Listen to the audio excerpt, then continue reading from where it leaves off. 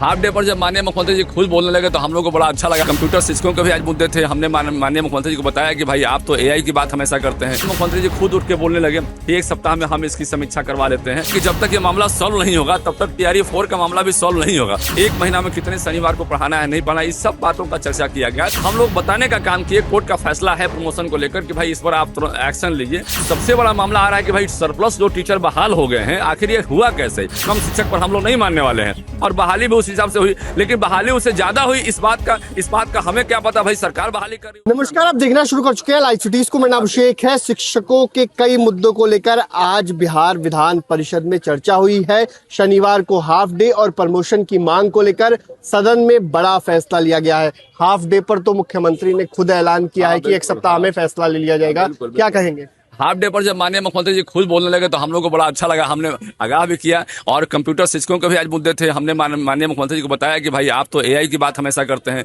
आप drone technology की बात करते हैं और बिहार में कंप्यूटर शिक्षक को टाइपिस्ट यहाँ पर बनाकर रख दिया गया है। तो उस पर भी माननीय मुख्यमंत्री जी का हम लोगों ने ध्यान आकृष्ट करने का प्रयास किया और माननीय मंत्री जी का ध्यान आकृष्ट करने का हम लोगों ने प्रयास किया।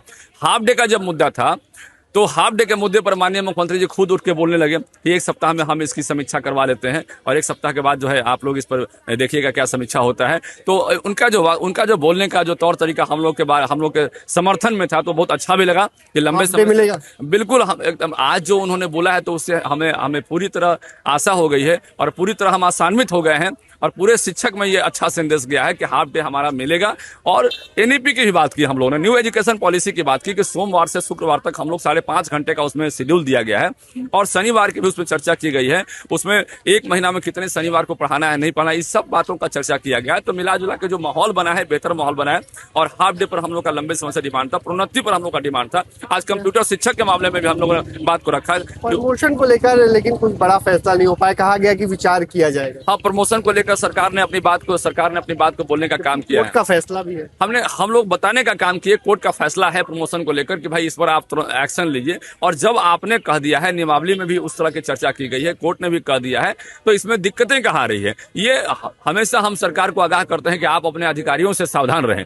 आपके अधिकारी हमेशा सरकार को गुमराह करने का काम करते हैं और निश्चित रूप से हम लोग का जो एजेंडा है उसको डाइवर्ट करने का काम करते हैं, तो वो डाइवर्सन नहीं हो।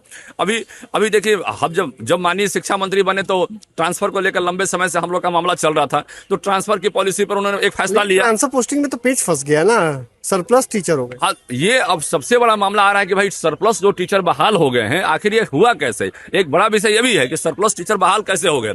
हमें जितनी जरूरत थी शिक्षकों की, उससे ज्यादा शिक्षक बहाल कैसे हो गए? तो टीआरई 4 में भी दिक्कत आएगी। अब देखिए, अब सबसे पहले जो ज्यादा शिक्षक है, सरकार के पास ये प्रश्न हो गया कि हम उनको रखे कहाँ? सरकार के पास 4 में भी दिक्कत है। निश्चित रूप से 24 तारीख हो गई। मंत्री ने कहा था कि 25 तारीख तक अधियाचना भेज दी जाए। अभी देखिए, अभी जो स्थिति बन गई है, जब यहाँ पर सरप्लस टीचर की जो बात आ गई है तो पूरी सरकार सख्ते में आ गई है कि हम करें तो क्या करें। आखिर इन शिक्षकों को कहाँ भेजें?